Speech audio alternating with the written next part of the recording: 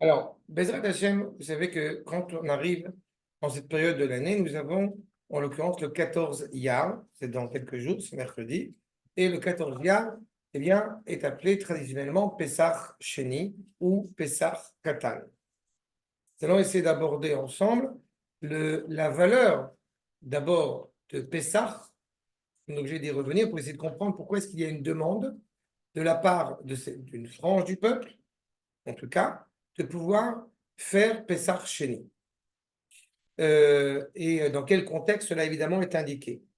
Concrètement, pour l'instant en tout cas, à notre génération, jusqu'à preuve du contraire, évidemment on devrait pouvoir faire le Korban Pessah, le sacrifice de Pessah, le 14 Iyar, n'est-ce pas, ce deuxième mois de l'année, mais on se contentera dans le cas où on n'a pas cette possibilité-là, en tout cas d'essayer de consommer, si je peux me permettre, de la matzah mercredi.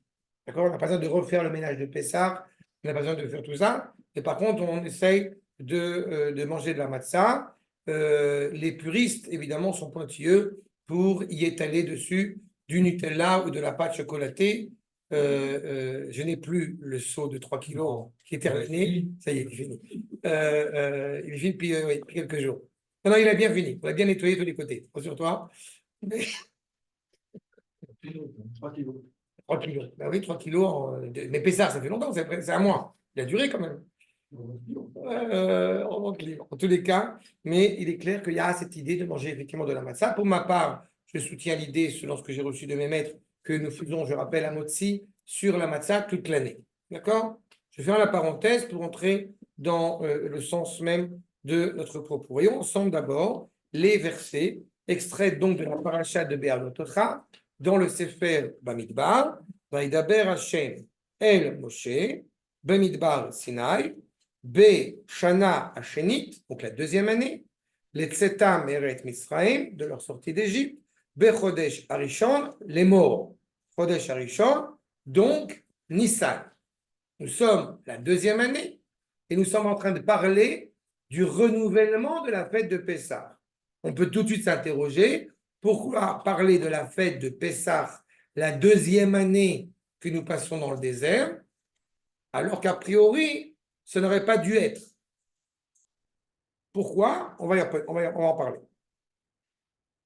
Verset 2. Veyasu bene Israël. Elle a Pessah bemoado. Donc ils feront le korban de Pessah en son temps. B. Arba asar yom bechodesh. Donc le 14e de ce mois, le mois de Nissan. Ben arbaim, avant la tombée de la nuit. Taasu oto. B. Moado, kechol chukota ou kechol mishpata, taasu oto. Je pense que vous avez quand même remarqué qu'il y a quand même une répétition de la'asot, la'asot, la'asot. Quel est le sens exact de cette notion que je ne vais volontairement pas traduire par faire, parce que c'est plus complexe que ça. D'accord? Et vous voyez bien que c'est répété plusieurs fois. Ensuite, Vaïdaber Moshe, El Bene Israël, la'asot, à Pessah. Donc, une fois que cette évocation de la mitzvah de Pessah a été mise en valeur, eh bien évidemment, Moshe Rabbeinu s'enquiert de rapporter cela au peuple afin qu'il sache le sacrifice de Pessah à commettre, à faire.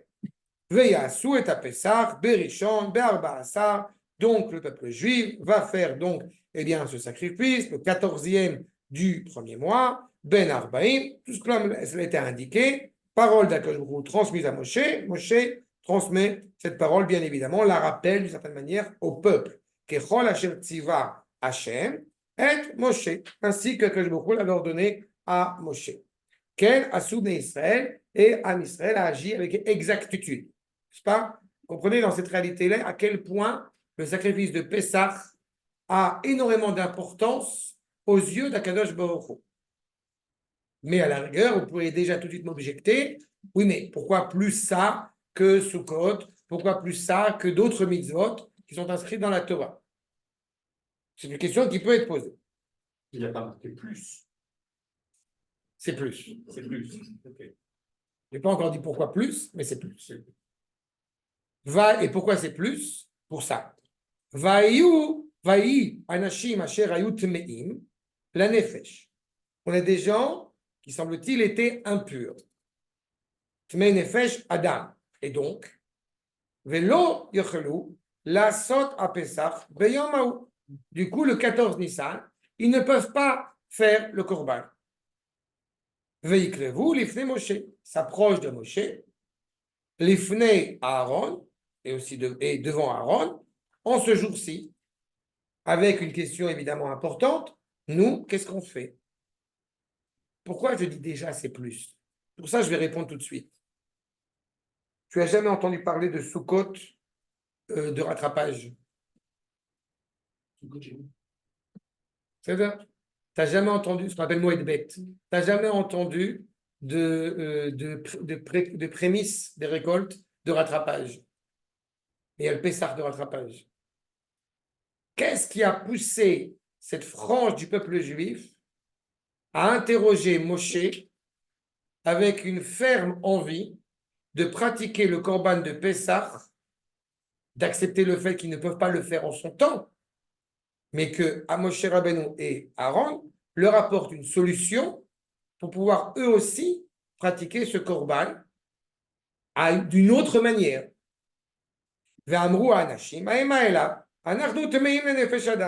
On est impur.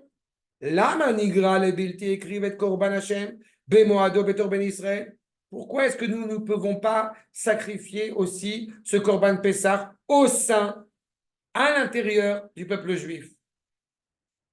Regardez bien, parce que la question qui est posée ici est une question cruciale pour comprendre l'identité hébraïque. Ils n'ont pas émis la volonté individuelle de faire un sacrifice.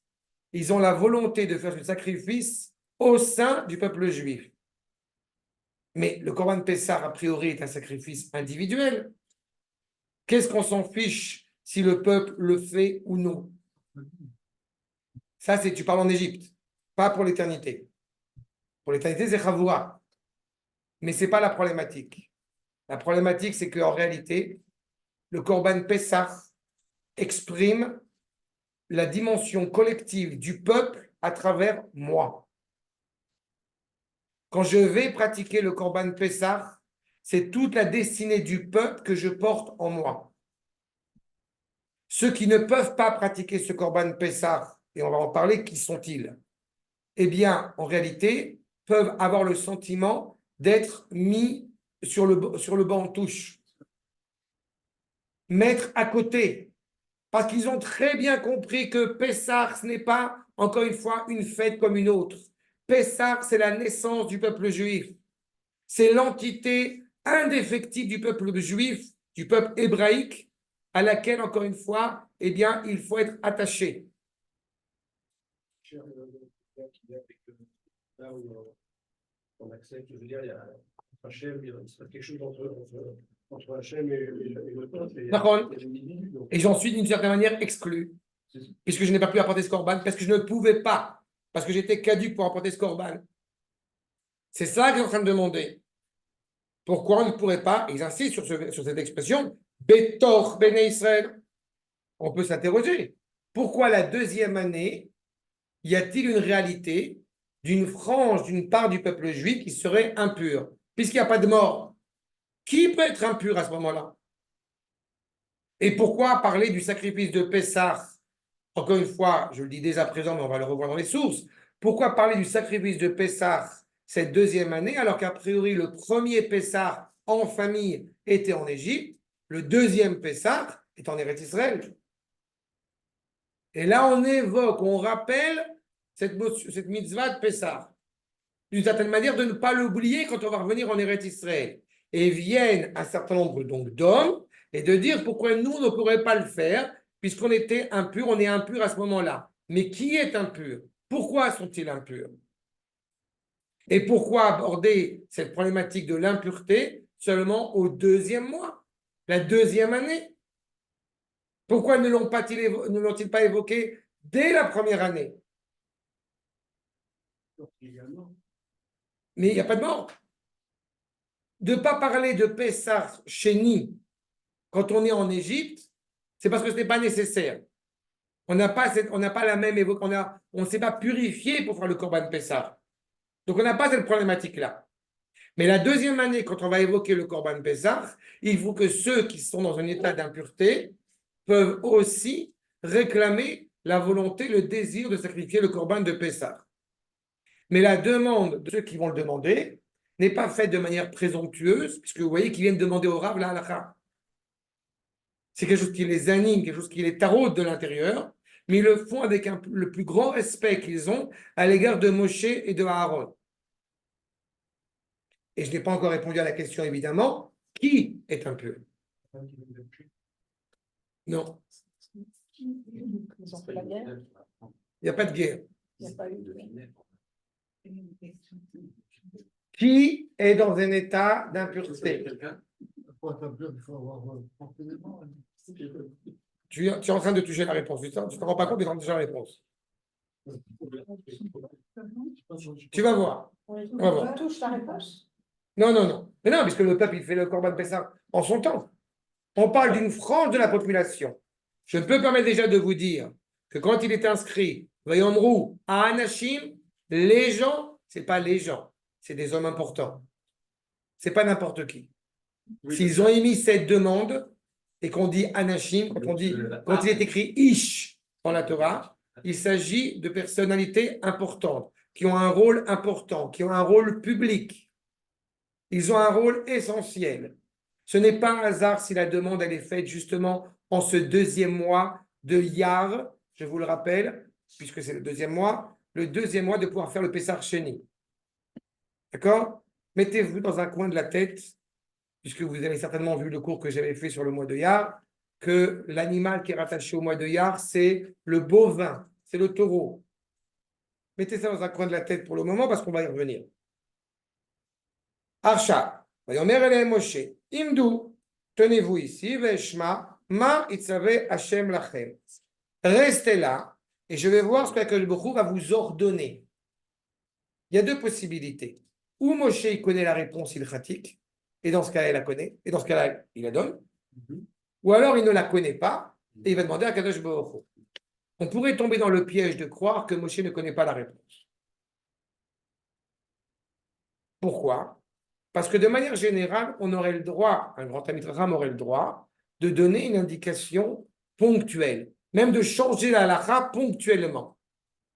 Mais ici, il semble qu'il soit important que cette halakha soit enseignée au peuple par Akadosh Baruch Hu lui-même pour mettre en valeur, un, la valeur du Korban, et deux, que cela a une répercussion pour l'éternité. Ce que je suis en train de vous dire à ce moment-là, c'est que le peuple, cette génération qui est dans le désert, elle n'est pas en train de penser à elle-même. Elle est en train de penser à toutes les générations qui vont suivre. Donc la halakha qu'elle va prétendre essayer d'avoir de Moshe n'est pas pour leur génération, puisqu'il n'y a pas de Korban Pessah à ce moment-là. Il y aura un Korban Pessah uniquement quand on va revenir en Eretz Israël. Donc il pose la question pour que justement ils sachent quelle est la législation à prendre pour les générations à venir. Maintenant, et quand tu as dit effectivement s'ils portaient un mort, a priori, si effectivement ils étaient en train de s'être occupés d'une mitzvah, ils sont dispensés d'une autre mitzvah. Donc ils n'avaient pas à s'interroger là-dessus. Mais il semble qu'il y ait quelque chose ici que j'ai un petit peu déjà soulevé, qui est essentiel. Vaïdaber Hashem el Moshe les morts, verset 9. Daber el Bene Israël les morts. Dis-leur bien. Ish, qui est tamé, n'importe qui serait éventuellement en état d'impureté, la nefesh, ou Bederer Rechoka, où est-ce qu'il peut être loin? Il est loin d'où? On est dans le désert. Loin, comprenez ici, de Yerushalayim.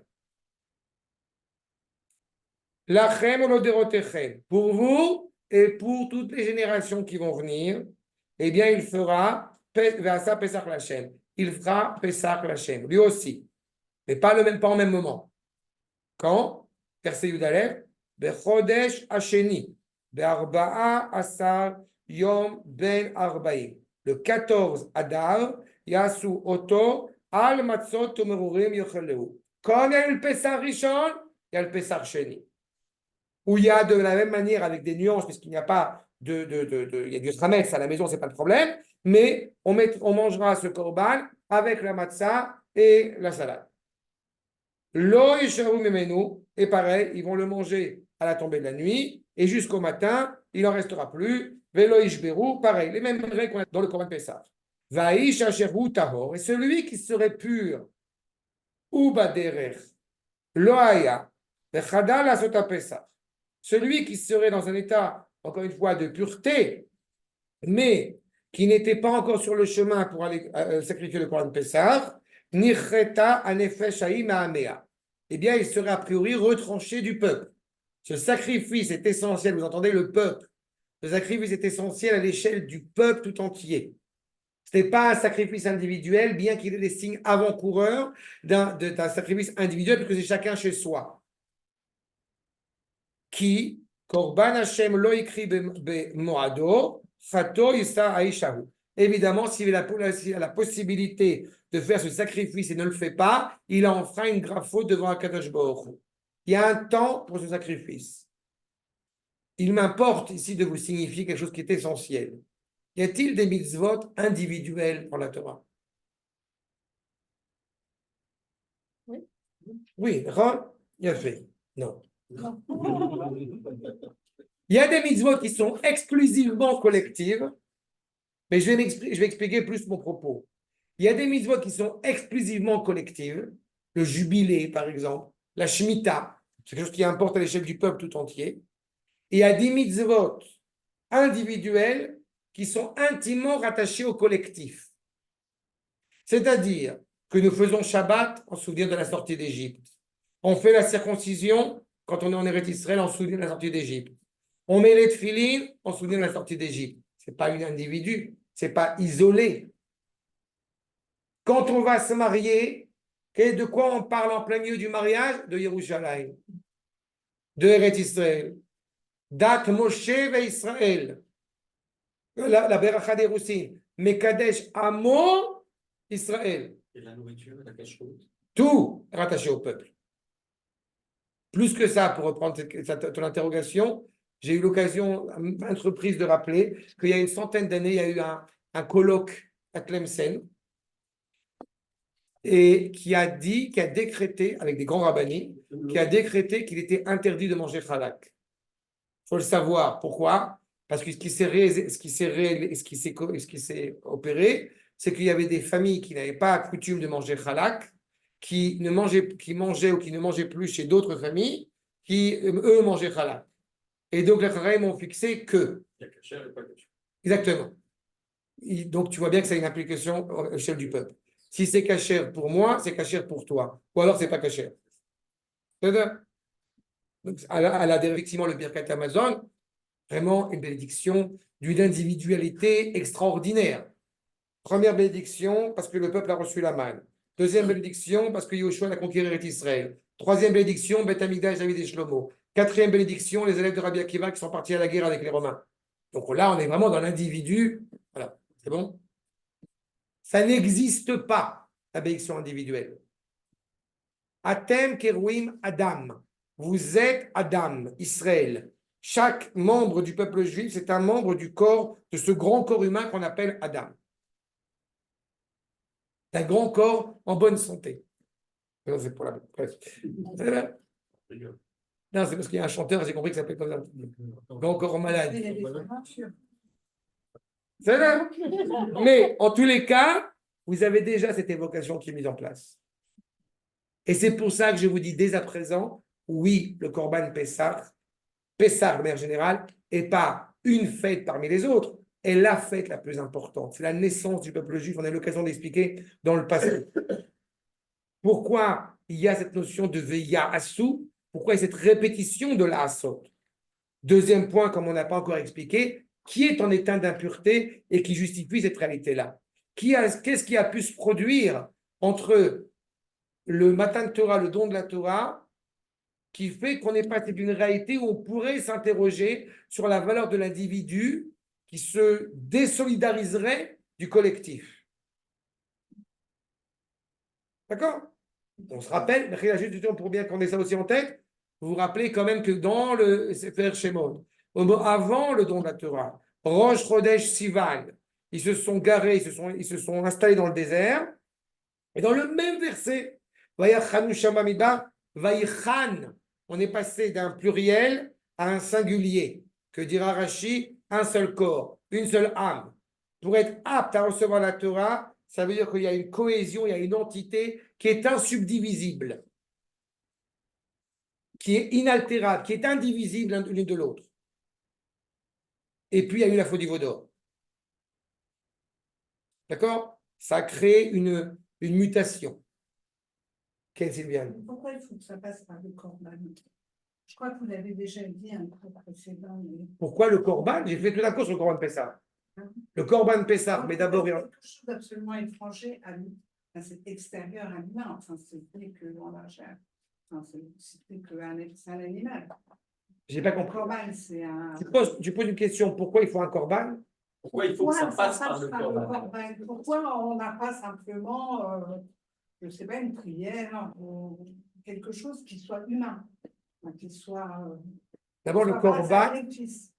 D'abord, le Corban Pessah, je te rappelle, il met en évidence la distinction essentielle entre Israël et les nations.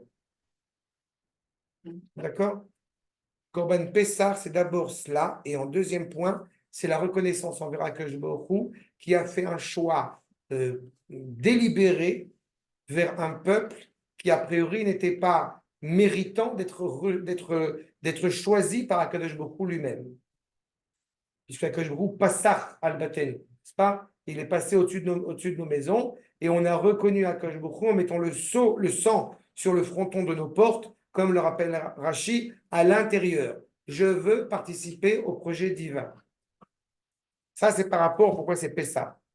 Pourquoi un sacrifice? Tu ne peux réellement ressentir le lien qui te rattache à Akadosh Baruch Hu que par une alliance qui est pratiquée sur ta chair.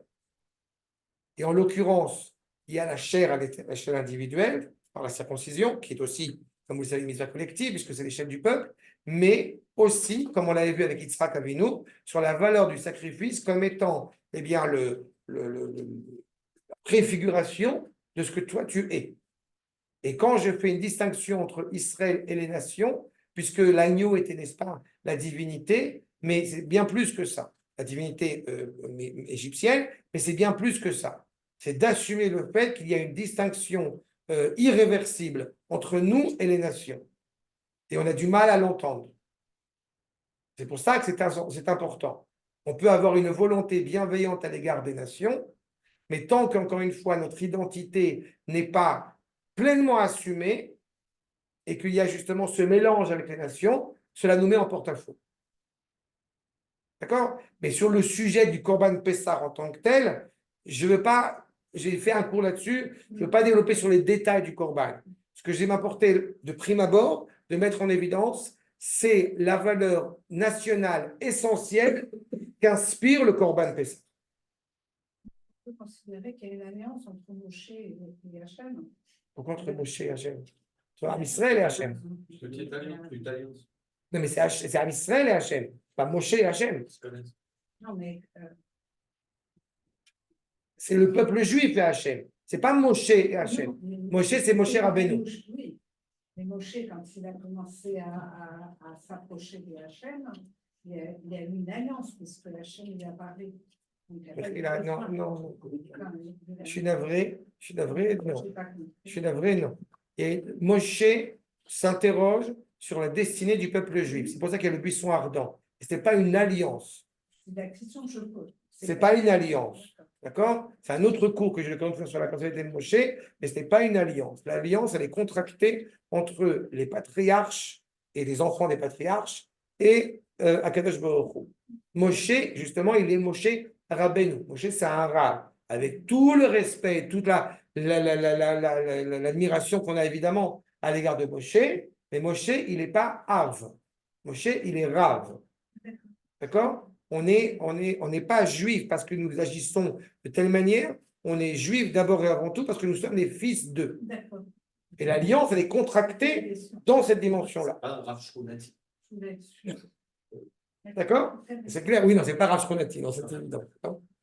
C'est le Rav. D'accord? Enfin, le big Rav. C'est vrai? Donc, regardez s'il vous plaît, justement, un enseignement qui est important d'avoir en tête. D'abord, pourquoi parler de Corban Pessah maintenant, alors que nous sommes dans la deuxième année dans le désert, qu'a priori, la semaine d'après, si je puis dire, on lit Parashat Shlach Lecha. Donc, évidemment, il ne faut pas oublier la valeur du Corban Pessah, parce qu'on va, ça y est, on va rentrer en Eretz Israël maintenant. Hein? Et n'oubliez pas qu'on ne va pas pratiquer le Corban Pessah pendant 40 ans. Donc, ce n'est pas rien de le dire. On Jusqu'à... ne va pas le pratiquer. Non, Ils sont dans le désert. il n'y a pas de Corban Pessah pendant 40 ans, puisque nous allons errer. Ce n'est pas hasard que ce n'est pas innocent que j'ai évoqué par Jacques Shlach qui est la paracha qui est juste après. C'est la paracha des explorateurs. On aurait dû rentrer en Eretz Israël et malheureusement, on va errer dans le désert. Les seuls qui ont fait la circoncision, ce sont les Lévi'im. Mais le peuple juif n'a plus fait la circoncision pendant 40 ans.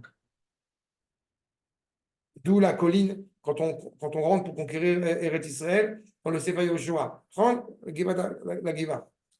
Mais normalement, ce commandement a été donné là, donc ils auraient pu le faire dès l'année d'après, même s'ils Non. n'étaient pas encore en Israël. Voilà le Ramban. Très bien. Regardez le Ramban, maintenant numéro 2. Kika Haché, va à Sefer Hazé à Révi. Donc le quatrième livre de Chamisha Chomshe Torah, c'est le Bamidbar. La skir, à mitzvot, Shenitztavu Israël Bamidbar Sinai le Sha'atan. On se rappelle des mitzvot que nous avons l'obligation de pratiquer. Ratzal Ashlim, Inyan Oel Moed, Vitikuno, Kolime Amidbar. Encore une fois, les enseignements à transmettre pendant toute cette période la plus courte qui a priori aurait dû être, d'être dans le désert. Veistir Korbanot Anesim, Sheviu. On rappelle les sacrifices des dirigeants des nations, des tribus. Veishtim Korbatem, Bechanukatam Bizbar, quand on va inaugurer l'hôtel, etc. Mi Echad Ben Nissan, depuis le premier Nissan.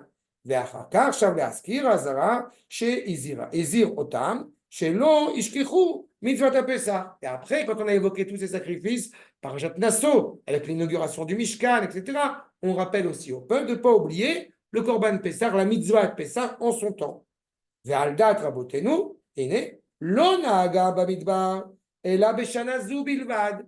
Selon les enseignements de nos Chachamim, ils n'ont pratiqué ce Korban Pessah que en cette année-là, en prévision, le fichelo malou bamidbar, puisqu'ils n'ont pas fait la circoncision, n'est-ce pas, pendant 40 ans, vaïta milad zecharim ve avadim, mais à Kevet Ben, puisque la circoncision, elle attardait la possibilité de pratiquer le Korban Pessah, Veitachen sheutzrach la mitzvazu be'avur shelo nitztavu, mitechila be'asiyat Pessah, dorot el habaret. On n'avait pas l'obligation de faire le sacrifice de Pessah, si ce n'est en rentrant en Eretz Israël, puisque c'est l'objectif.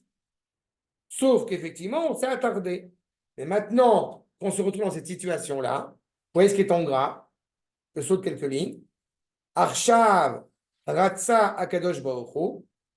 Maintenant, Akadosh Baruch Hu souhaite, va ordonner, Sheyasu Oto, Kedei Shetie Zecher Geulata. C'est-à-dire qu'il semble-t-il, cette deuxième année, ils ont fait le sacrifice où il y avait encore la circoncision en souvenir d'eux, mais c'est tout. Et là, on parle du premier Pessah. Shenesulem Leavotehem. Encore une fois, pour qu'on garde intacte cette filialité avec nos pères, ici, pas Abraham, Isaac et Yaakov, avec nos pères qui sont sortis d'Égypte, pour qu'on entretienne encore une fois ce lien, qu'on sache la valeur de Pessah. Mais c'est tout, après on ne le refera plus. Ou Benéhem, les Dor, les Dor, Acharon, jusqu'à la dernière génération.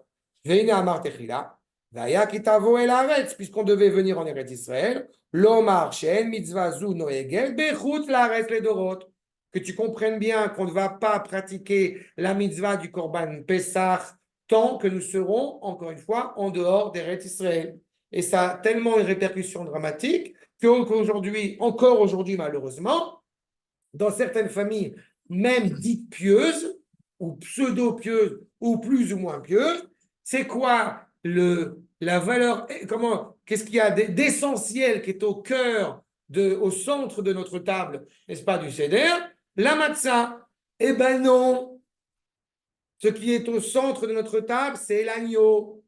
D'accord? Et comme j'aime, comment dirais-je, comme j'aime m'insurger quand j'entends ce genre de propos, à savoir Mais quoi, on doit comme ça trancher l'agneau? Quoi? Mais on est comme les Arabes? J'adore cette phrase. Et là, c'est là où, quand je suis de bonne humeur, je dis, t'as rien compris, Anne Batet de ta mère, c'est pas, on n'est pas comme les Arabes, c'est eux qui sont comme nous. Ça, c'est quand je suis de bonne humeur. C'est exactement cela. L'objectif de pratiquer ce sacrifice est en vue, encore une fois, de pouvoir le renouveler en rentrant en Eretz Israël, puisque les mitzvot n'ont pas de valeur en dehors d'Eretz Israël. Mais sauf que pourquoi ça a autant de place, cette notion de Corban Pessah? Parce que justement, il a la valeur de l'entité du peuple. Ce n'est pas un sacrifice individuel. Même si on le pratique à titre personnel, dans le sens où c'est moi, avec les copains, avec une liste de gens. Et ceux qui éventuellement seraient impurs, eh bien évidemment, ne pourraient pas être comptabilisés dedans au moment où ils sont impurs. Mais on va y revenir. Regardez la suite. Et donc, cette génération, elle a très bien compris son application. Regardez ma corde numéro 3. Nous dit le Rav Kook dans Enaya, Erech Dor Amidbar, bien comprendre la génération du désert. Chez où Ayador, chez qui pèle, et Atamtsit, chez le Dorot, Abaim Kulam. Toutes les générations, toutes les halachot sont déjà inscrites dans cette génération qui va vivre les pérégrinations dans le désert. C'est une génération, comme vous le savez, exceptionnelle, puisque c'est une génération qui reçoit la Torah, qui assiste à l'avènement du Sinaï.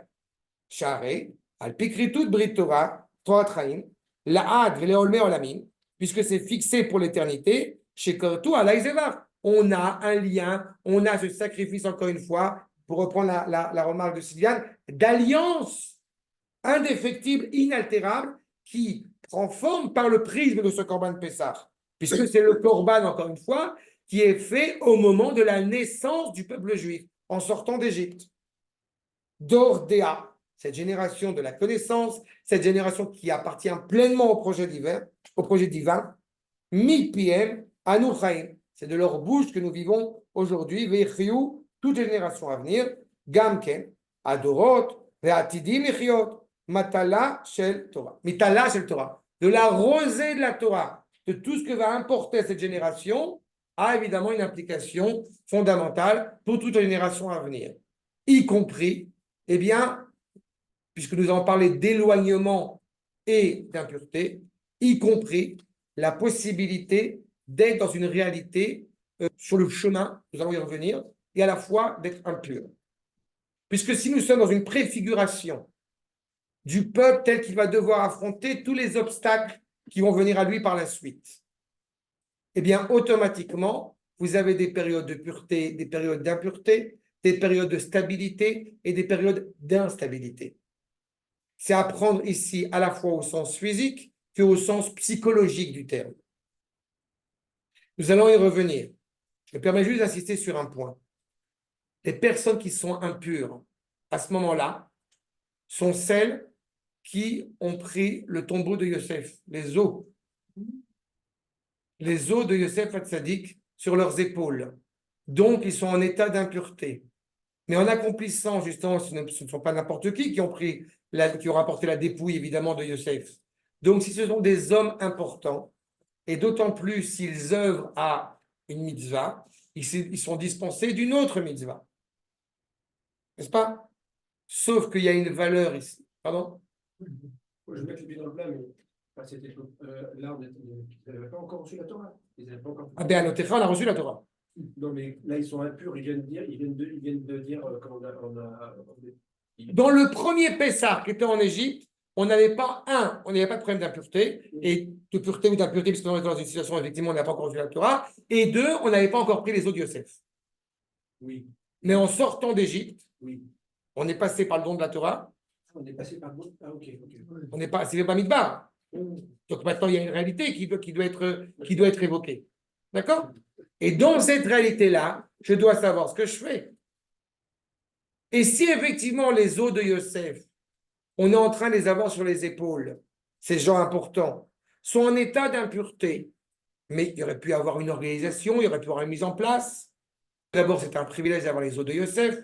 Et puis surtout, vous comprenez bien derrière cela que là, encore une fois, ce n'est pas une dimension individuelle, puisque les eaux de Yosef, c'est le retour de la promesse qui avait été énoncée par Yosef Hatzadik du peuple qui est en train de revenir sur sa terre.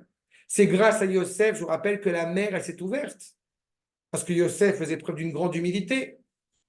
Mais on peut s'interroger pourquoi au mois de Iyar, la question, elle apparaît. Pourquoi elle n'apparaît pas plus tôt? Et là, effectivement, c'est intéressant, évidemment, c'est un pur hasard, que l'animal qui est rattaché à Yosef, c'est le bovin. Et que justement, le mois de Iyar, c'est le bovin. Mais on n'a pas fini avec ça. Parce qu'on va voir les implications du peuple tout entier à l'égard de ça. Mais quand on s'interroge qui est impur, et Nefesh Adam, c'est rattaché à ça. Poursuivons pour le moment. Regardez, s'il vous plaît, le Rav Zvi Yehuda, accord numéro 4. Justement, ça se situe dans le 4e livre, comme on a dit, le livre de Bamidbar.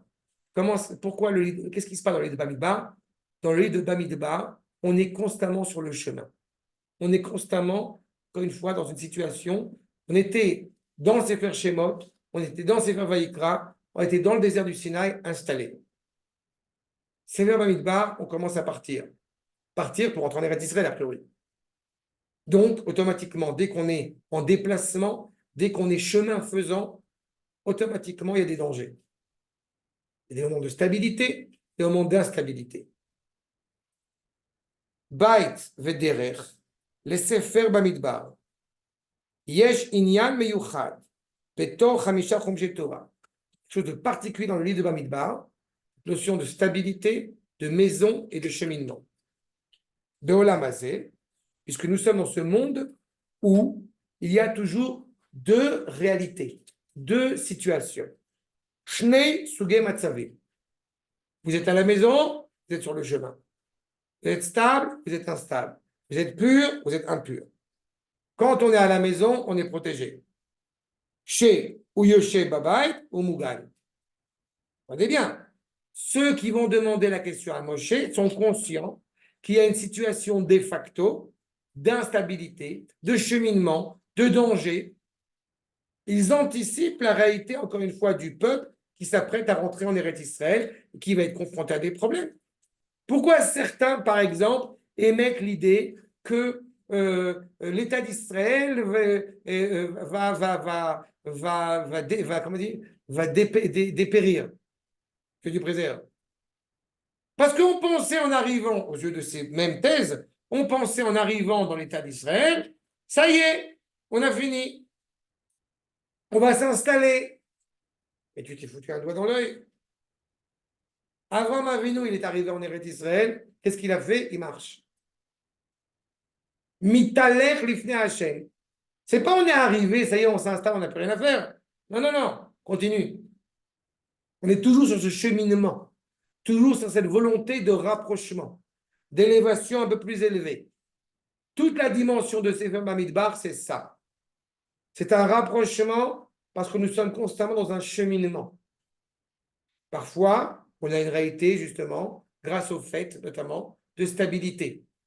On monte au Beth Amikdash, on est à la maison, on se retrouve, on est cohérent.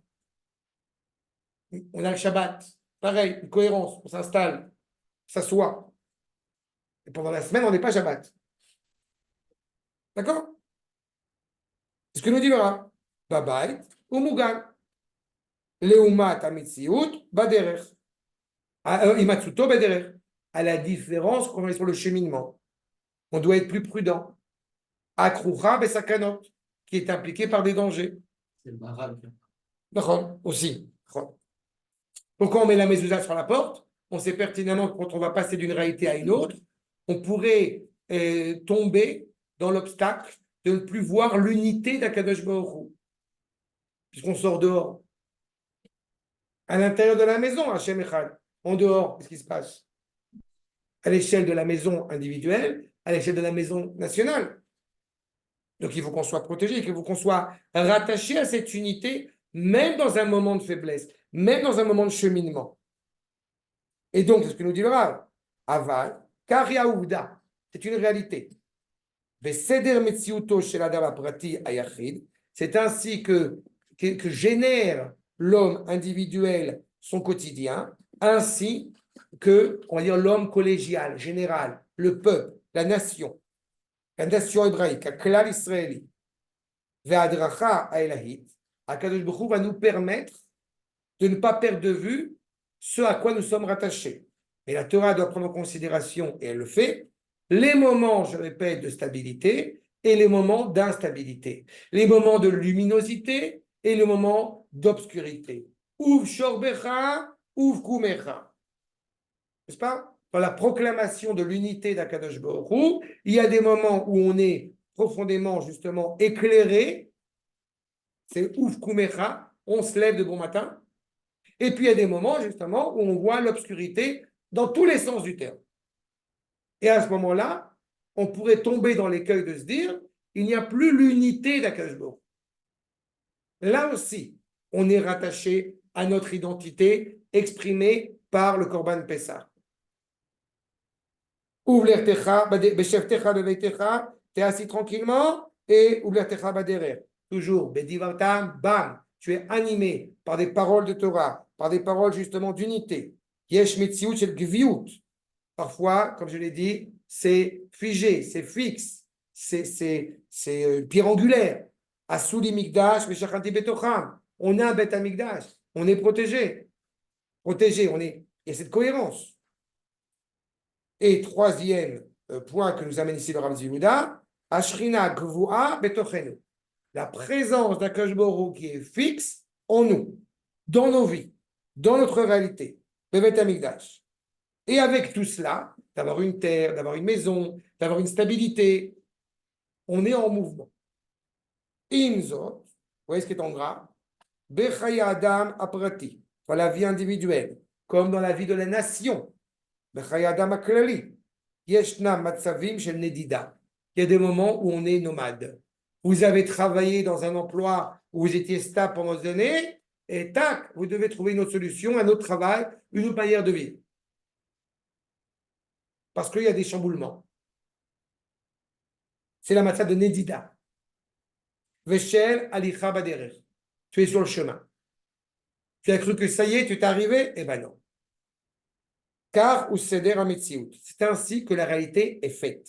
Et Akadosh Baruch Hu s'enquiert de nous permettre d'affronter ces réalités, à la fois quand on est sur un cheminement, à la fois quand on n'est pas certain, et à la fois quand on est certain d'être, encore une fois, arrivé là où on doit être arrivé. Qu'est-ce qui nous garde à perdre de vue l'objectif? Vous vous en doutez, c'est la Torah. C'est la parole d'Akadosh Baruch Hu. Macor numéro 5. Okay. Ça va, vous êtes avec moi? Je vous ai perdu? Non, c'est la Torah, mais c'est l'interprétation par les hommes. Parce que justement, ce qu'on Oui. a dit dans ton premier cours, c'était justement ma question. Mais c'est la parole. Ce qui m'importe quand je dis la Torah, c'est la Torah comprise en tant que parole d'Akadosh Baruch Hu. C'est ça qui m'importe. C'est pas la Torah en tant que. Non, je m'en doute. Voilà. D'accord? Regarde ce que dit le Maharal. Sha Torah, il seder Adam. La Torah, c'est pas Merlin l'Enchanteur. La Torah, c'est la cohérence de l'homme. C'est son épine dorsale. Car la Torah, il seder chez la Olam. Ad chez la Torah, il seder akol. La Torah, elle met tout en place. Elle met tout en ordre. Chez Ein la Torah, Rak seder ametziut bichlalo. La Torah, c'est la réalité par excellence. Ce n'est pas utopique. Parce que la Torah, elle sait qu'il y a des voleurs. Elle sait qu'il y a des réalités qui sont cohérentes, des réalités qui ne sont pas cohérentes. Au-delà. Exactement. Elle est consciente de la réalité du monde qui a été façonnée par le Créateur, puisque c'est sa parole qui est exprimée. Simplement, elle nous donne les éléments, les ustensiles pour pouvoir affronter ces problématiques et aussi révéler la vérité du monde.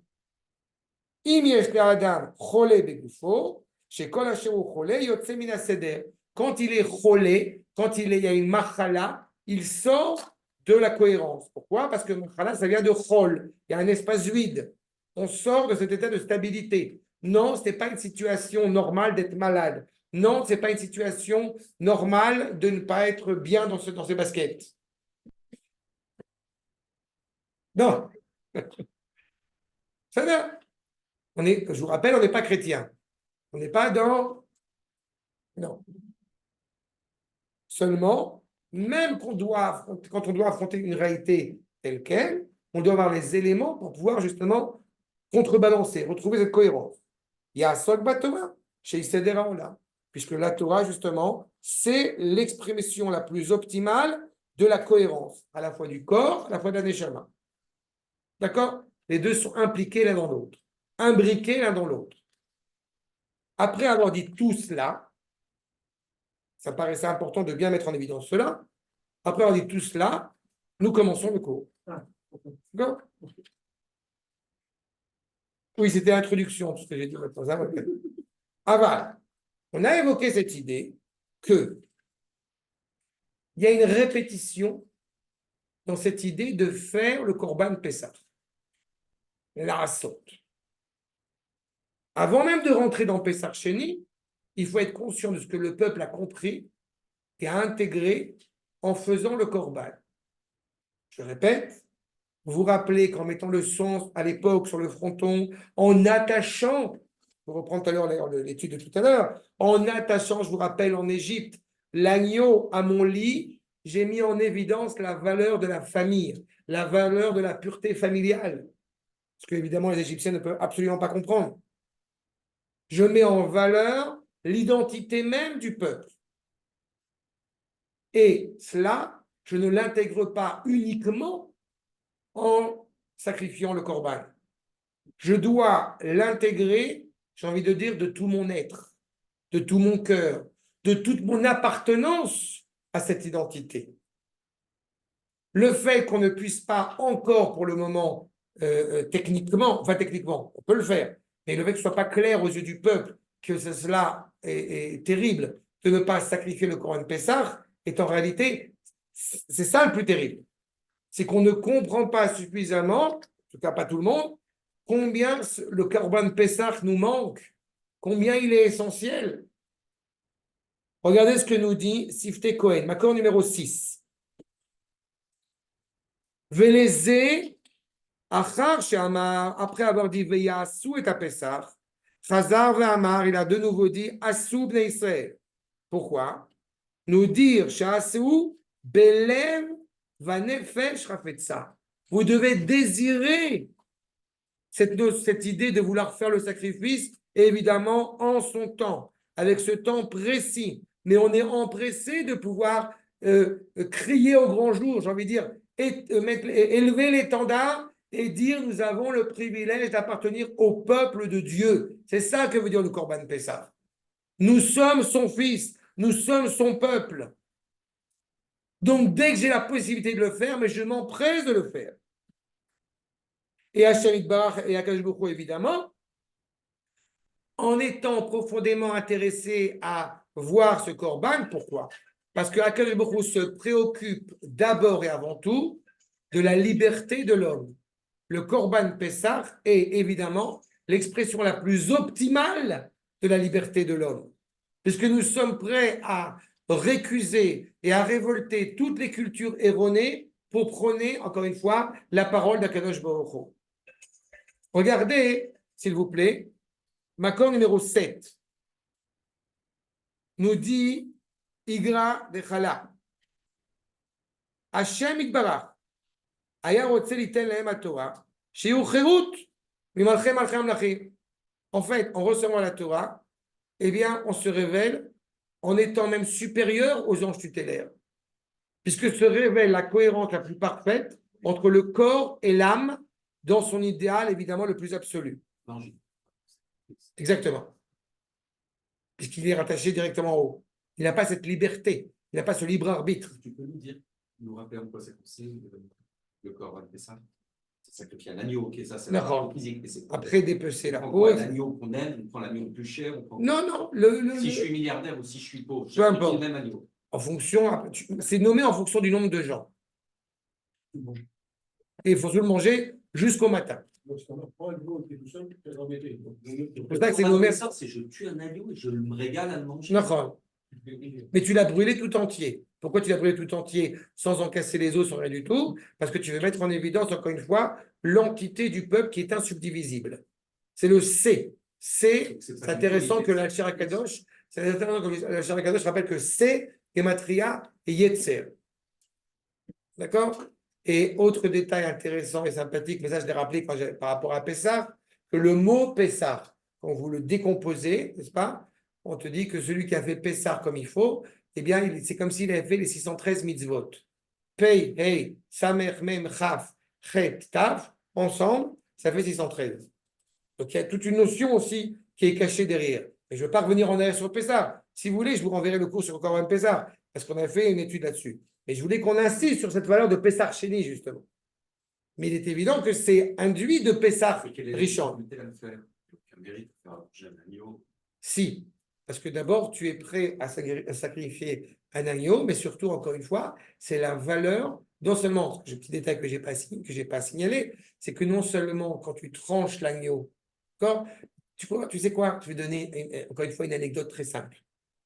Depuis leur plus jeune âge, mes enfants ont l'opportunité de voir chaque année, et cette année, on ne l'a pas vu, parce qu'on ne peut pas, on l'a déjà vu plusieurs fois, comment est-ce que nous faisons la shrita sur l'agneau. D'accord? Shrita, dépecer, le sang, etc. D'accord? La plupart des gens à qui j'ai eu l'opportunité de raconter cette anecdote sont en général, et je parle de gens qui en général ont une kippa sur la tête, sont assez offusqués. D'accord? Il a fait. Non seulement j'assume pleinement ce que j'ai fait avec mes enfants, en plus de ça, c'est un moment de grâce et de joie extraordinaire à la maison quand on voit ça ensemble à la maison. Et mes enfants n'ont qu'une seule attente, c'est quand est-ce qu'on y va. Et plus que ça, normalement, quand on amène cet agneau, parce qu'il faut se rappeler que c'est une marque de sang, hein, tout le peuple amène leur agneau.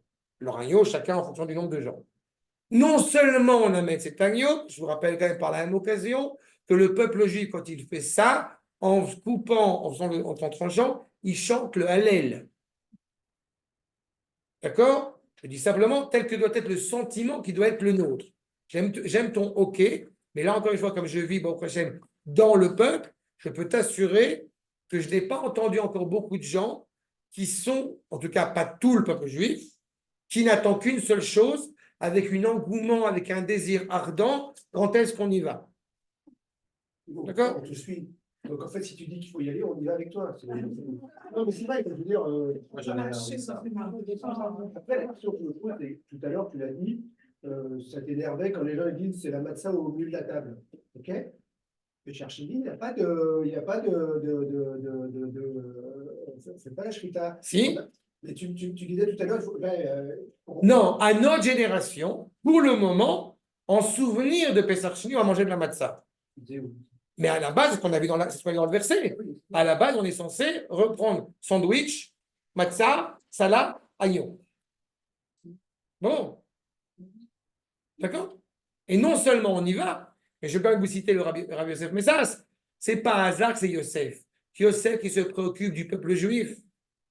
Ça veut dire qu'en plus, ça nous dit le Rabbi Yosef Messas, ce jour-là, le 14 Iyar qui arrive mercredi, vous remarquerez qu'aucun des membres du peuple juif ne dit les Tachanoun. Pas seulement ceux qui ont pu pratiquer le Korban Pessah ou qui n'ont pas pu pratiquer le Korban Pessah en son temps, mais tout le peuple. Justement, tout le peuple participe pleinement à la joie des membres de notre peuple qui vont pouvoir s'acquitter eux aussi de ce devoir national qui les rattache à nous et auquel nous sommes intimement rattachés. C'est ça que ça indique. D'accord? C'est bon, c'est clair? Ah, c'est bon, on peut dire? Oui, ça veut dire que tout le monde doit refaire ce. D'accord. D'accord. Mais sauf ceux qui sont loin et qui n'ont pas pu le faire, et ceux qui étaient en état d'impureté qui n'ont donc pas pu le faire, et qui le font en leur temps. D'accord? Mais ceux qui l'ont déjà fait. Mais ceux qui Non, ceux qui l'ont déjà fait, ils ne vont pas le refaire. D'accord. Ah, ils ne sont pas. Non. On le fait une fois. Mais pourtant, on va. Mais je pensais qu'il fallait J'ai la le faire matzah pour être- mercredi. Oui, parce qu'on Même si on l'a d'abord, déjà fait. en souvenir d'eux, mais à la C'est vérité, on ne l'a pas fait. A priori, malheureusement, on ne l'a pas fait. Donc, on fait tout ça en souvenir d'eux. D'accord? Ah. Mais parce que justement, ceux qui sont obligés de le faire, je le rappelle, c'est ceux qui étaient en état d'éloignement ou ceux qui étaient en état d'impureté. Ce qui est quand même intéressant, il ne faut pas l'oublier, c'est que Pessar Sheni, et c'est quand même profondément émouvant de mettre en évidence cela, Pessar Sheni est entre deux fêtes. Il faut toujours avoir en tête que qu'est-ce qui va réparer l'éloignement d'Eretz Israël, puisque c'est à ça qu'on fait référence, c'est d'être en Eretz Israël, c'est-à-dire Yom HaTzmaut. Qu'est-ce qui va réparer et donner la possibilité de se purifier? Yerushalayim. Juste après Pesach Sheni, nous avons Yom Yerushalayim. Les deux viennent réparer, viennent mettre en évidence, encore une fois, le sens optimal de Pesach Sheni. C'est ça qu'on est en train d'entendre. C'est la compréhension, encore une fois, d'un éloignement qui était le nôtre et que Dieu préserve par dédain à l'égard d'Eretz Israël et aussi par cette impureté qui était la nôtre. Mais à la rigueur, dans la situation actuelle, on pourrait tout à fait mettre en place le Corban Pessah, puisque l'impureté a été autorisée à l'échelle du peuple, tel que l'enseigne le Rambam. Quand vous avez une minorité de gens qui sont impurs, ils devront se purifier. Quand vous avez tout le peuple qui est impur, alors on met le sacrifice en état d'impureté. Donc, ce serait tout à fait possible de le faire. D'accord? Et le fait est, c'est qu'il faut d'abord, clairement, en émettre l'envie. Et je permettrai d'insister sur, regardez le point supplémentaire. Encore une fois, si on n'était pas dans cet état d'impureté, si on n'était pas rattaché malheureusement, maladroitement à un monde imparfait, une réalité, encore une fois, où il y a la mort, donc il y a ce manque, alors, on pourrait clairement être tous ensemble rattachés clairement à cette même entité, sans passer par ce passage d'impureté. Mais pourquoi le Corban Pessah? Regardez quand même, s'il vous plaît, ma corde numéro 8, le Rabbi Meir de Dvinsk. Kol Yachid Meisraël Hashuv Ketzibur. Quand je dois vous le rappeler, je ne crois pas que je dois vous rappeler, quand vous avez un soldat qui meurt en Israël, vous savez pertinemment que ce n'est pas un homme individuel, c'est le peuple entier qui souffre. Chaque élément du peuple juif, il est inscrit, comme j'aime à le répéter à chaque fois, l'antisémite primaire, il l'a très bien compris. Retournez dans votre pays, sale juif. Mais tu parles de quoi? Moi, je suis français, j'habite en Bourgogne. L'antisémite, il a très bien compris. Vous, les juifs, chaque individu est intimement rattaché au peuple. Regardez la suite. Je saute jusqu'à souligner. Mahu Bachaim, Avzaro Bachaim. Quand la génération, quand sa descendance est en vie, c'est parce que le peuple est vivant. Keivan shekodem ha'egel, achar matan Torah, haya kol yachid ra'ui le mishkan hakavod. C'est-à-dire que qu'est-ce qui se passe avant la faute du veau d'or, où on n'a pas cette notion d'individualisme absolument terrible?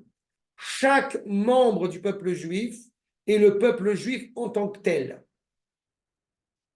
Nous sommes indissociables.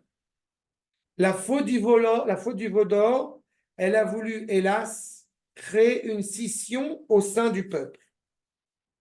Kemo, Tzibur bechol makom asher yaskir shemo. Lo ayadin karet keyachid. Il n'y avait pas de retrancher un individu. Rak achre ha'egel, c'est après la faute du veau d'or, nifsak ama'ala min ha'yachid vechazar el hatzibur bichlala. C'est après la faute du veau d'or que justement on a insisté sur la valeur collective où l'individu n'est plus représentatif du collectif.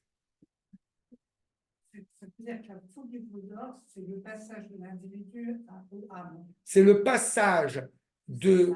Non, c'est le passage du collectif vécu à l'échelle même de l'individu au passage du collectif où l'individu peut y participer, peut y puiser. Elle est claire la nuance, je vais revenir dessus. Quand tu parles des Juifs, le terme comme on l'a dit, on parle des Juifs, comme si c'était des réalités isolées. Mais en réalité, on sait pertinemment que c'est une entité indissociable.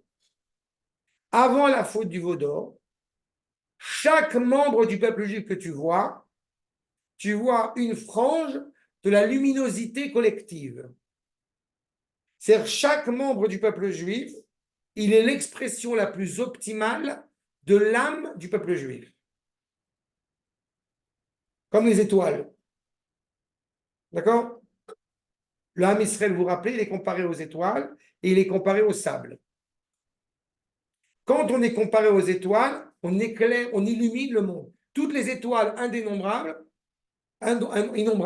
sont justement l'expression de cette luminosité intense. Qu'est-ce qui se passe après la faute du veau d'or? Eh bien, nous avons des graines de sable que grâce à l'humidité et grâce à la Torah, on va pouvoir retrouver cette cohérence que la faute du veau d'or a malheureusement rendu caduque, a fait tromper. Est-ce que c'était pas mal nécessaire, hein? La faute du veau d'or, c'est un sujet à part entière. Non, mais d'après ce que vous dites, D'un point de vue d'Akadosh Baruch Hu, du point de vue de essentiel, puisque c'est le passage du point de vue d'Akadosh Baruch Hu, du point de vue de la créature. C'est ça toute la nuance. Mais c'est un sujet à part entière. Je t'enverrai le cours si tu veux sur la faute du veau d'or, mais quel? Ce qui est essentiel, c'est ça. C'est que nous sommes dans cette cohérence. Regardez le Sifri. Makor numéro 9.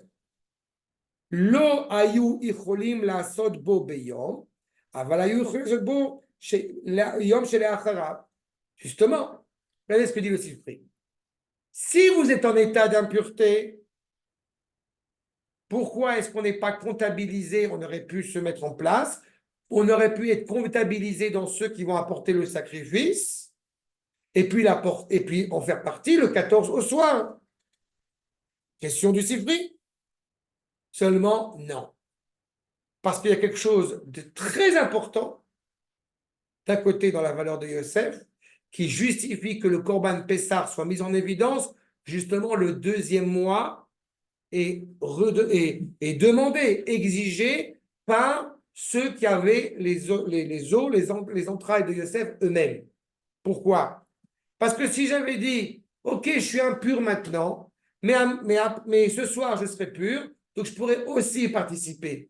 Qu'est-ce que j'aurais pu comprendre de cela? Que le sacrifice de Pessah, c'est une question d'individu. Chacun s'organise comme il peut. Mais en disant, aux yeux de tous, que le Korban Pessah, à la demande de ceux qui ont pris la dépouille de Yosef, je veux une possibilité de rattrapage, eh bien, c'est qu'en réalité, il y a un manque des deux côtés.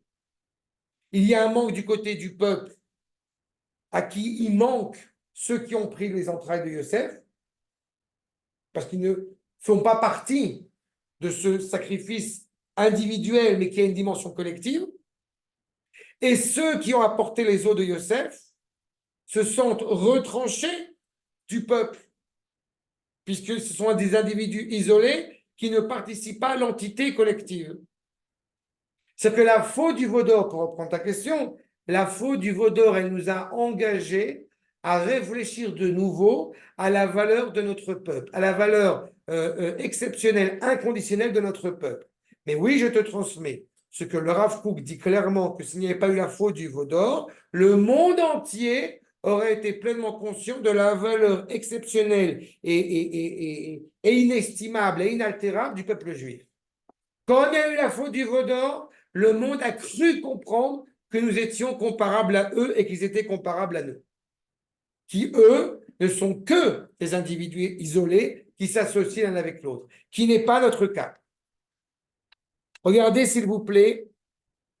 Et donc, effectivement, on ne pouvait pas se préserver de l'impureté ou à cause de ce que nous avons évoqué, mais nous évoquons, je répète, la personnalité de Yosef avec ce mérite particulier, encore une fois, qui demande clairement à mettre en évidence cette identité hébraïque, et juste passer directement, s'il vous plaît, à la source numéro 12.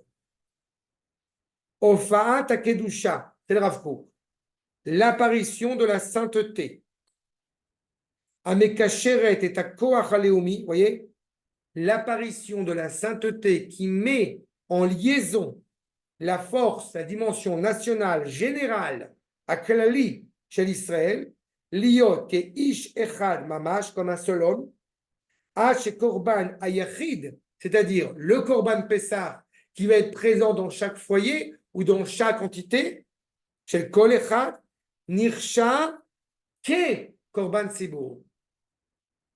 Je répète, qu'est-ce qui se passe à ma table de Pessah? Le peuple juif tout entier y est présent à travers l'échange que je vais avoir avec mes enfants, l'échange qui va parler de la reconnaissance envers Akadosh Baruch Hu en ce Seder. Ça veut dire que la prochaine fois, Bezrat Hashem, que vous ferez le Seder de Pessah, si vous vous retrouvez face à des gens qui vous disent qu'ils ont fini à 4 heures du matin, quoi, tu n'as fini que à 4 heures du matin? Pas, tu as fini jusqu'à 4 heures du matin. Et non, parce que c'est infini. Parce que la valeur du peuple, elle est infinie. C'est ça qui est au cœur de notre table. C'est la valeur de la nation qui passe par moi. Pourquoi ces gens si exceptionnels se sont postés devant Moshe Rabbeinu en demandant la possibilité de rattraper le Corban Pessah? C'est parce qu'ils ont très bien compris la valeur du Corban Pessah. Ils n'ont pas posé la question par rapport à Sukkot. Je n'ai pas pu faire Sukkot. Est-ce que j'ai un moed de rattrapage? Est-ce que j'ai une session de rattrapage? La question, elle ne s'est même pas posée. Mais sur le Corban Pessah, la question, elle s'est posée. Parce qu'ils ont compris la force, la fierté nationale qui était inhérente à ce Corban Pessah. Ah, Botaï, c'est clair tout ce que je dis maintenant, jusqu'à maintenant? C'est ça ce qu'ils ont saisi. Maintenant, d'où ont-ils puisé cela? Cette force nationale. Pourquoi est-ce que nous sommes. J'ai entendu encore des remarques, ça me fait toujours. Ça m'émeut à chaque fois quand j'entends des soldats à qui j'enseigne. Cette conviction, soldats et d'autres gens que j'ai croisés hier à la Sefer Torah, d'être. Pourquoi suis-je aussi convaincu? Parce qu'il y a la Torah derrière. Mais qu'est-ce qui nous donne cette force, encore une fois, de se tenir droit et de pouvoir affronter d'un revers de la main tous ces ennemis avec autant de virulence? C'est de Yaakov Avinu. Cette valeur nationale que nous retrouvons chez ceux qui tiennent les os de Yosef, qui ne s'est pas désespéré et qui a été têtu en disant « N'oubliez pas de ramener mes os en Eretz Israël ». Lui, qui a porté secours au peuple dans toute son entité, que le Midrash appelle, pourquoi s'appelle-t-il Yehosef, dans le Mizmor que nous chantons le jeudi, parce que il est le nom d'Akadosh Baruch Hu, Yud et Hey, parce que tout ce qu'a fait Yosef tout au long de sa vie, c'est pour le peuple juif. Invoqué, impliqué par son humilité exceptionnelle, puisque son nom même porte la valeur de dire il y a un autre fils qui va arriver, Yosef. Il va être ajouté à un autre fils, comme si lui se mettait en retrait.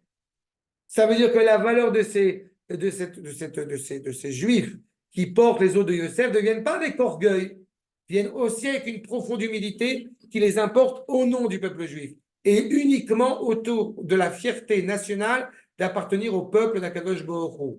Comme je l'ai dit, il puise là de Yaakov, d'où je le sais, Makom numéro 13 en Bereshit. Vaïvarech Yaakov et Paro veyetse milifne Paro. On n'a pas de rapport méprisant à ce moment-là à l'égard du pharaon, mais il y a quelque chose, un détail qui ne trompe pas. Il n'est pas sorti après avoir reçu, j'ai envie de dire, l'autorisation du pharaon. Non, milifne, il est devant lui. À quel moment vous avez le droit de prendre, comment on dit, prendre séance, prendre retrait, prendre repos, prendre congé d'un roi sans avoir expressément d'abord attendu que le roi vous en donne l'autorisation? C'est Yaakov. Vous avez compris? Regardez le natif. C'est exceptionnel. L'oketiv meim paro, il n'est pas sorti de son alliance avec Pharaon. Non, il est sorti mishum de lifne paro, mishmo shalach Yaakov le'achorav, vayupanav, le visage de Yaakov, lifne paro, achenitalem me'enav. Il était clairement fièrement devant le pharaon, et sans faire de courbettes, sans courber les chines, sans oublier à quelle justement nation il appartient. C'est justement parce qu'il a cette fierté nationale qui va être insufflée au peuple.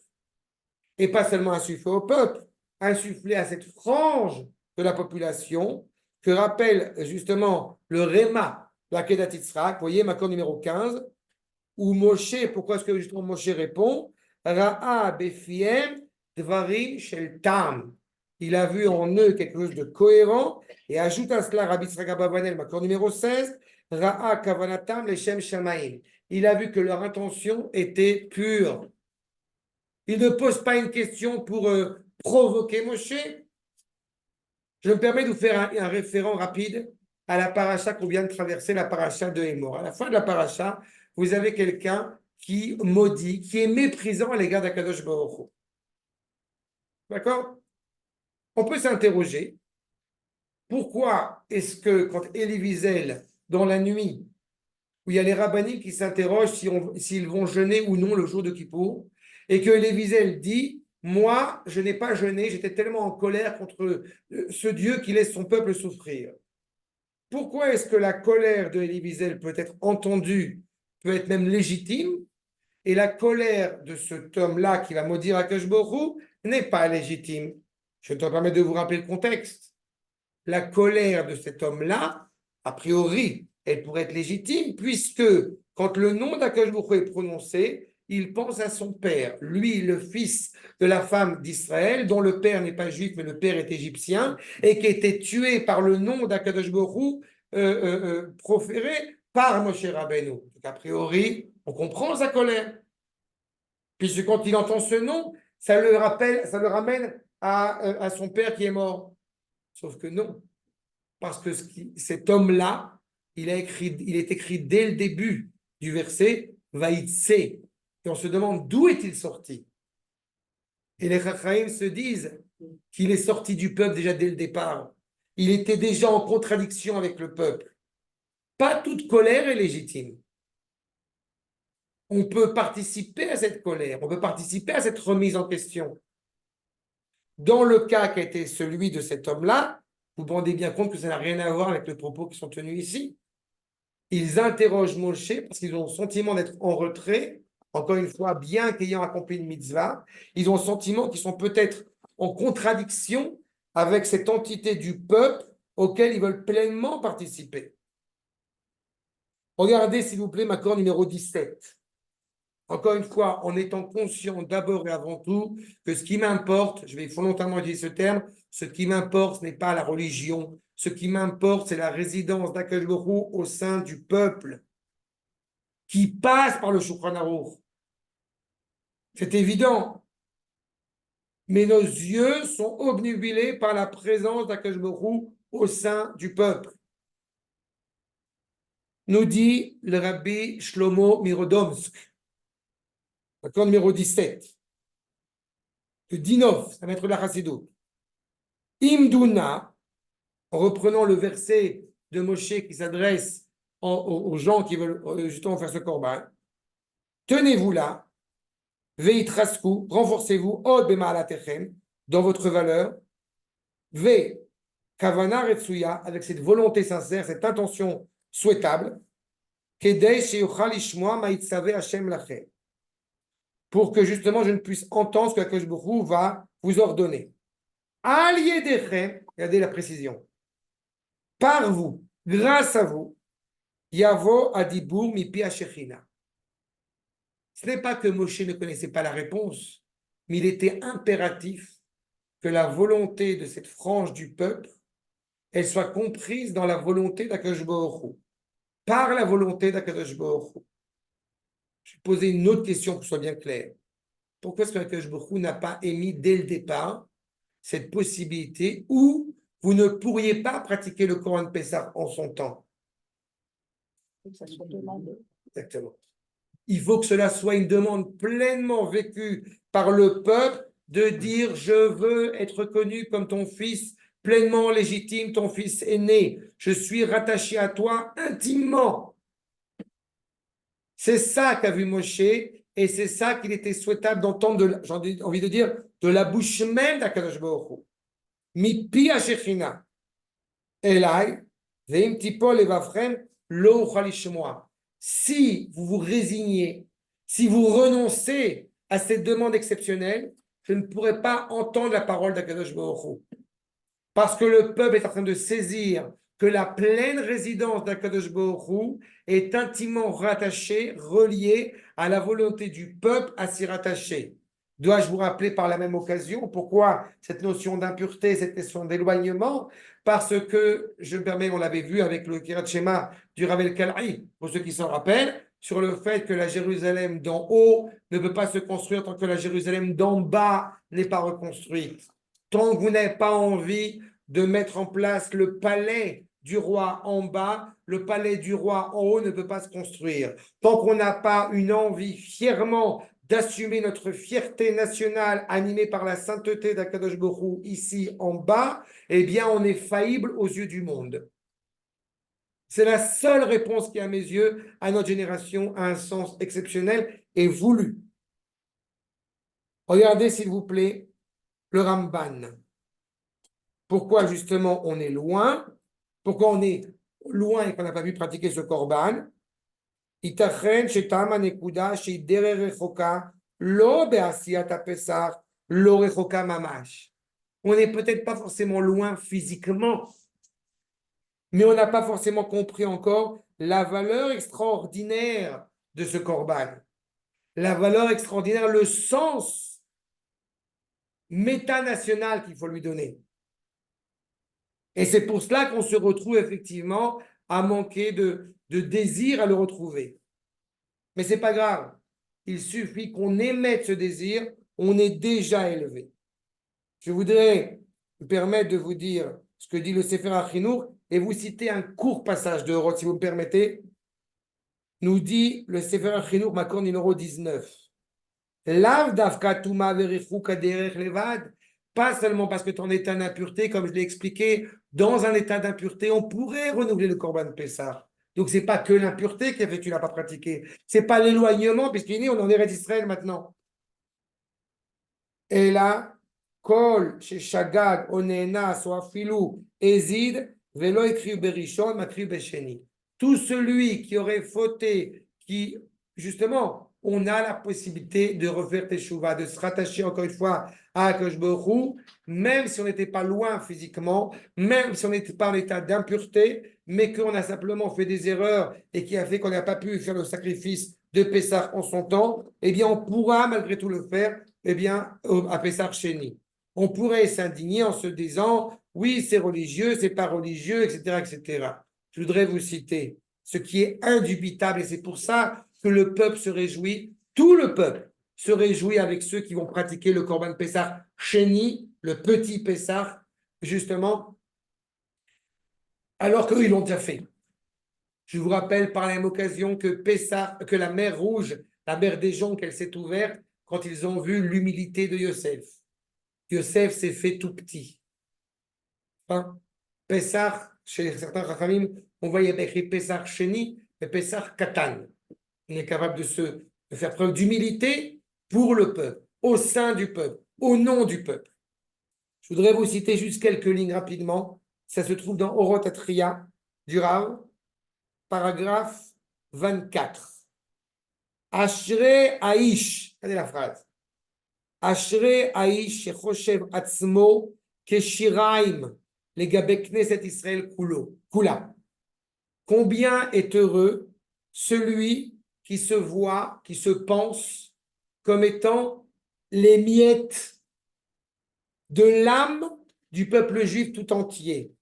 Shei Nachalat Hashem, qui est l'héritage, le patrimoine d'Akadosh Baruch Hu, chez Kol Marshavot Levavo, que toutes les pensées de son cœur, toutes ses références, toutes ses réflexions, tous ses désirs, toutes ses aspirations, toutes ses idées ne sont rien si ce n'est Einam Kiim Cheshek Tamir Echad Leikalel Kulo Beotsa Chaim Ze.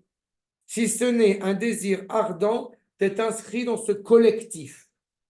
Ceux qui veulent absolument, dira par la suite le Rav, ceux qui veulent démesurément et maladroitement commencer à imputer des défauts à cette entité hébraïque, c'est ceux qui ne comprennent pas ce qu'est l'identité hébraïque. On n'est pas en train d'être euphorique, nous ne sommes pas en train d'ignorer qu'il y a des erreurs de part et d'autre, mais ce sont des couches extérieures. Ce n'est pas la graine, ce n'est pas le Pessah Sheni, ce n'est pas l'identité profonde qui anime le peuple. Chaque juif, Chaque parcelle, encore une fois, de ce peuple est animée d'une sainteté incroyable. À nous de la sonder, à nous de la scruter, à nous aussi de s'énerver contre ce juif, mais en n'ignorant pas une seule seconde de cette dimension exceptionnelle qui l'anime. C'est ça ce qu'inscrit Pessah Sheni. Et le Rav dit avec certitude, justement, au moment du retour du peuple sur sa terre, eh bien, il y a cette prise de conscience de la valeur extraordinaire, encore une fois, de cette entité qui se retrouve. Je pourrais terminer avec ce que je livrais dans la voiture tout à l'heure. Hier, j'étais à une Achnasat Sefer Torah. C'était des sentiments partagés entre d'un côté une joie profonde à Akko et d'un autre côté une profonde tristesse parce que c'était en l'honneur d'un jeune homme de notre communauté à Akko qui a été décimé à Simchat Torah. C'était très émouvant parce qu'on a fait des akafot, comme si on avait fait des akafot de Simchat Torah hier. C'était fermer la boucle un petit peu. Et Amichai, Hashem Yikom Damo, et il y avait le Rav Shmuel Eliyahu qui a livré un enseignement que je trouve exceptionnel. On a fait une Arnazat Sefer Torah, les Iloui Ishmato, pour l'élévation de son âme. Et a rapporté le Rav Shmuel Eliyahu cette parole exceptionnelle. Ce n'est pas les Iloui, l'élévation de son âme n'est pas le bon terme. Pourquoi? Parce que tous ces soldats qui ont été décimés pendant la guerre, avec son kippa, vous avez bien compris que ce n'est pas le problème, ils sont à une dimension qui est inégalable. Ce n'est pas eux qui ont besoin de s'élever. C'est nous qui avons besoin d'essayer de retrouver, de s'élever à leur niveau, bien que nous ne pouvons pas accéder à leur niveau, vu leur élévation extraordinaire. Participer à Pessah Sheni, c'est participer à l'identité inaltérable, absolue, que représente le peuple juif devant le monde entier. D'abord devant nous-mêmes et devant le monde entier. Quand on sera conscient de cela, eh bien évidemment, on ne sera pas étonné si le jour de Pessah Sheni, c'est aussi la Iloula, vous savez de qui? De Rabbi Meir Baal HaNes. À chaque fois qu'il y a une halakha entre Rabbi Yehuda et Rabbi Meir, la halakha tranche du côté de Rabbi Yehuda, sauf une fois, à la question de savoir si un juif, quand il s'est coupé du peuple juif, est-ce qu'on continue à le considérer comme notre frère ou non? Rabbi Yehuda, il dit on ne peut plus l'appeler frère. Il reste le fils, de toute façon, d'Akadosh Baruch Hu, mais on ne peut plus le considérer comme étant notre frère. C'est-à-dire qu'on va lui prêter éventuellement à intérêt, il ne peut pas toucher notre bouteille de vin, etc., etc. Il s'est profondément éloigné, encore une fois, de Am Israël. Rabbi Meir dit non. Qu'il ait trompé, qu'il ait dupé, qu'il ait fait des bêtises, il demeure notre frère pour l'éternité. Vous ne serez donc pas étonnés si de la même manière que nous éprouvons cet amour inconditionnel à l'égard de ceux qui sont loin, qui n'ont pas encore compris beaucoup de choses, et bien d'autant plus quand c'est en mémoire justement de Rabbi Meir, Baal HaNes, Sruto Yagen Alenu. Adkan, Pessah Sheni, Sameach. Y a-t-il des questions? Juste Bechavod.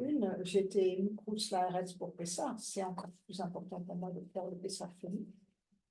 J'étais éloignée, enfin. Tout à fait. Mais encore une fois, malheureusement, on n'est pas avec l'agneau. C'est avec la matzah, souvenir, de rattacher. Mais je dois quand même faire tout le seder. Non, non, non, non. Non. Juste manger de la matzah. La matzah. Okay, Pas les herbes amères, les machins. non, non, les herbes amères, c'est que des rabanans. Tant qu'on n'a pas le korban Pessah, on ne peut pas renouveler ça. On se contente de manger de la matzah, comme j'aime à le dire, les pointilleux, les puristes avec de la pâte chocolatée dessus. Sans faire de publicité pour Nutella. Adkan, shalom, kol tuv.